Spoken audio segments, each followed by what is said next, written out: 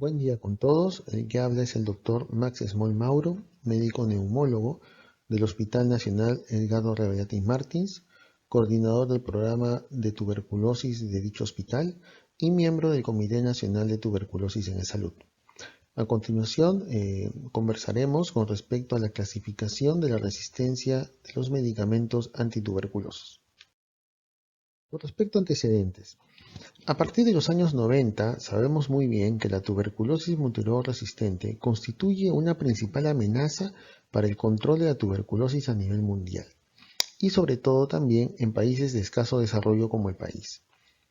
¿Por qué? Porque va a requerir el uso de mayor cantidad de fármacos denominados fármacos de segunda línea para su tratamiento, haciendo que estos tratamientos sean menos efectivos, porque van a traer consigo mayores efectos secundarios por medicamento y el uso de polifarmacia también va a originar altas tasas de reacciones adversas y abandonos a los fármacos, originando tratamientos mucho más largos y costosos. Es así que en el contexto de la necesidad de tratar a los pacientes con tuberculosis resistente y multiresistente, surge la primera clasificación en base a la resistencia a medicamentos antituberculosos, estableciendo dos grupos de medicamentos. El primero de ellos, denominado medicamentos de primera línea, es decir, aquellos que son utilizados para el tratamiento de la tuberculosis sensible, como por ejemplo isoniazida, rifampicina, etambutol, piracinamida y streptomicina. Y el segundo grupo de fármacos, aquellos denominados medicamentos de segunda línea, que son utilizados para el tratamiento de la tuberculosis resistente. En el año 2006, una publicación de la OMS hace alusión por primera vez la denominación de tuberculosis XR. Ello es en base a un estudio realizado por la OMS y el CDC, realizado en el año 2005, en donde participaron 25 laboratorios supranacionales, en función a detección de tuberculosis para detectar resistencia a fármacos de segunda línea. Aquí aislaron 17.690 aislamientos de tuberculosis, donde encontraron 20% de casos de MDR y 2% de casos de XDR, apareciendo por primera vez este término de XDR por parte de la OMS en esta publicación. Denominaron XDR a que los casos de pacientes MDR, resistencia isoniazida rifampicina, que además presenten resistencia a fluoroquinolonas, llámese ciprofloxacino, levofloxacino, moxifloxacino e inyectables de segunda línea que pueden ser amikacina, kanamicina o capromicina, en vista de estar asociados a peores condiciones de egreso al tratamiento cuando se encuentran este tipo de asociación de resistencia de fármacos. Es de esta manera que se establece que el tratamiento antituberculoso en el uso de fármacos tiene un gran grupo de tuberculosis resistente, un subgrupo de tuberculosis multidrogoresistente, aquel que es resistente a isoniazida y rifampicina, y dentro de este un subgrupo de tuberculosis XDR, aquel que tiene condición de resistencia de isoniazida y rifampicina más resistencia a quinolonas y también inyectable a segunda línea. Bien. El MINSA en el año 2013, a través de su norma técnica nacional, establece la definición de casos en función a los patrones de resistencia. Así, tenemos caso de tuberculosis sensible o pansensible, cuando se ha demostrado la sensibilidad a todos los medicamentos de primera línea por prueba de sensibilidad convencional. Caso de tuberculosis multidrogoresistente, aquel caso de Mycobacterium tuberculosis que sea resistente a isoniazida y rifampicina en pruebas convencionales. Caso de tuberculosis XDR, aquel caso de tuberculosis que sea resistente simultáneo tanto a isoniazida, a rifampicina, una fluoroquinolona y un inyectable de segunda línea por prueba de sensibilidad convencional o rápida molecular.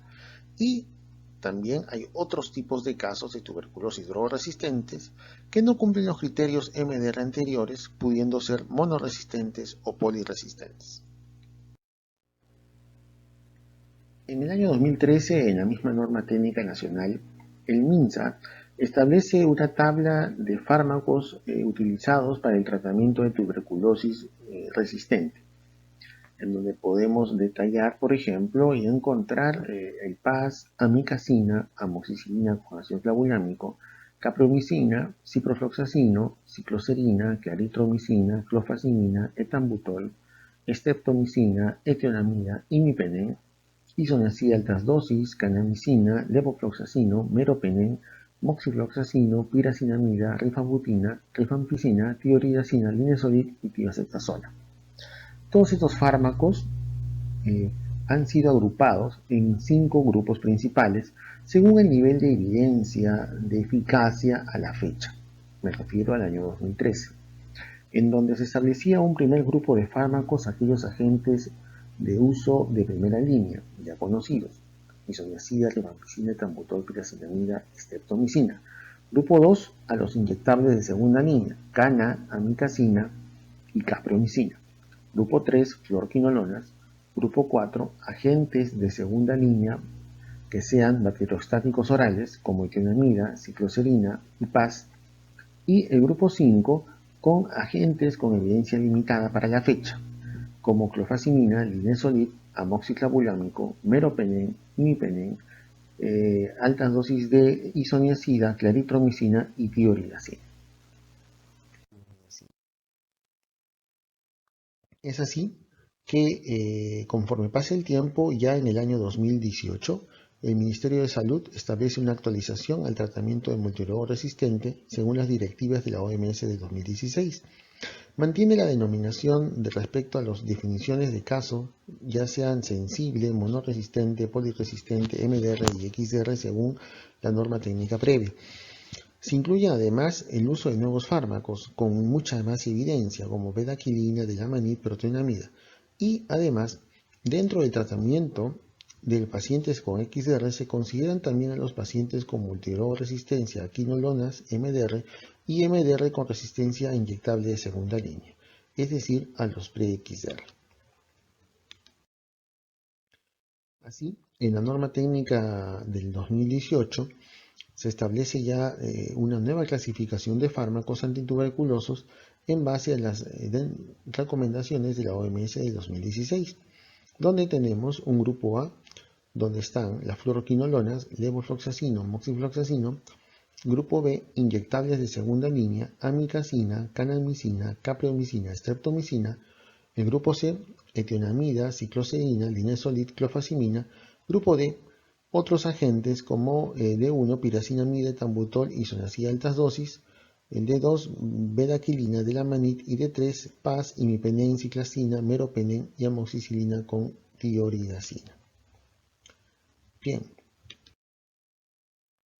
Sin embargo, ya a partir del año 2018 existe una comunicación rápida por parte de la OMS, en donde existen unas claves para cambios fundamentales y sustanciales en los tratamientos antituberculosos para considerar a continuación, en donde en esta comunicación del 2018 en adelante se van a establecer las nuevas recomendaciones para tener en cuenta en los tratamientos. Dentro de las principales novedades tenemos que se recomienda el no uso de canamicina y capromicina debido al mayor riesgo de fracaso y recaídas en su uso. La amicacina no muestra la misma asociación a los anteriores fármacos descritos, sin embargo debería usarse según recomendación siempre y cuando sea sensible. El amoxiclavulámico solo se utiliza cuando acompaña carbapenems, y además se establece la viabilidad de regímenes de tratamiento eficaces totalmente orales para la mayoría de pacientes, incluyendo tratamiento para ECMO. Y en lo que respecta a la clasificación de fármacos, ya establece grupos de farmacológicos distintos. Un grupo A, en donde están las drogas con mayor importancia y mayor impacto frente al tratamiento de tuberculosis resistente, como son la levofloxacino, bedaquilina, linezolid. Grupo B, teniendo a clofazimina, cicloserina; y el grupo C, etambutol, delamanid, piracinamida, imipenem, amicacina, etionamida y PAS. De esta manera se ha cambiado totalmente y drásticamente lo que respecta a la clasificación anterior, dejando de lado, como se observa, a los inyectables de segunda línea que prácticamente se recomienda ya dejar su uso. En función a ello, entonces, la pregunta que cae es: si ya los inyectables de segunda línea no tienen la importancia debida, entonces la denominación de XDR como conocemos, ¿habría que cambiarlo o no? Para responder ese interrogante se reunieron en la OMS en el año 2020, en octubre, con la intención de poder resolver algún tipo de lineamiento que pudiera responder a dicha interrogante. Es así que en este meeting de la OMS se buscó determinar cómo los recientes cambios en los regímenes de tratamiento y diagnóstico para la tuberculosis resistente y drogoresistente se va a impactar en la definición de las tuberculosis. Teniendo en cuenta que ya existían definiciones establecidas como TBMDR, tuberculosis resistente y isoniazida rifampicina, tuberculosis RR, es decir, tuberculosis resistente a rifampicina. Esto en función a que se utiliza pues metodología diagnóstica, por ejemplo con GeneXpert, que solamente da resistencia a rifampicina y por ende una denominación de este tipo es sumamente útil. Tuberculosis XDR para tuberculosis extremadamente resistente y acuñar el término tuberculosis pre-XDR. Estas definiciones se tienden que deberían aplicarse ya desde enero de este año, del 2021, y van a determinar a aquellos pacientes que van a requerir un tratamiento distinto para obtener mejores resultados sin demora en su inicio. Por ello, si queremos establecer una definición para XDR, tenemos que establecer dos puntos. Uno, con respecto a la resistencia a fluoroquinolonas y dos, con respecto a inyectables, porque la definición anterior establecía ambos parámetros. ¿Qué podemos conversar con respecto a la resistencia a fluoroquinolonas? En primero, de que la fluoroquinolona continúa siendo muy importante en el tratamiento de la tuberculosis. Están vinculada una resistencia a fluoroquinolona a una reducción de los resultados favorables al tratamiento y va a conducir a una de las siguientes situaciones. Si el paciente es resistente a alguna fluoroquinolona, puede determinar escoger entre un régimen de tratamiento acortado o un régimen largo.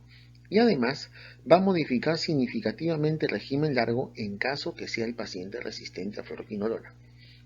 Sin embargo, cuando conversamos o tratamos de ver qué es lo que sucede con la resistencia a inyectables, han perdido claramente su importancia por los grandes efectos adversos e inconvenientes en su administración, dando paso a medidas más efectivas.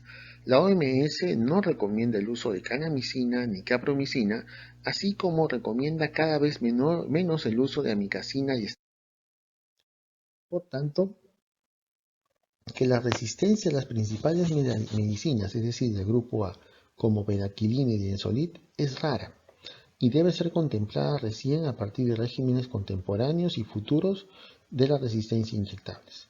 Es por esto que esta definición de XDR debe estar acorde a la eficacia de medicamentos, al uso de los mismos en los regímenes actuales en donde los inyectables han perdido importancia y el acceso a pruebas de sensibilidad. Por ende, el rol de la definición de XDR debe ser importante para toma de decisiones, tanto de vigilancia y decisiones programáticas a nivel de los programas de tuberculosis nacional. Por ello, la definición propuesta de XDR por la OMS a partir de la fecha sería: aquel paciente con tuberculosis causado por Mycobacterium tuberculosis que cumple con criterio de definición en MDR o RR, quiere decir resistencia a isoniazida, rifampicina o una prueba de sensibilidad resistente a rifampicina, y que además es resistente a una fluoroquinolona y al menos a un medicamento del grupo A. ¿Quiénes son los fármacos medicamentos del grupo A? Betaquilina y linezolid.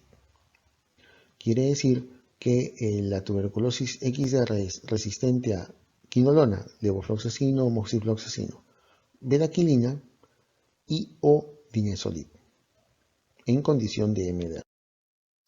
Y asimismo, la tuberculosis pre-XDR vendría a ser aquel paciente con tuberculosis causado por el Mycobacterium tuberculosis que cumple con criterio de definición de MDR o tuberculosis RR y además es resistente a alguna fluoroquinolona.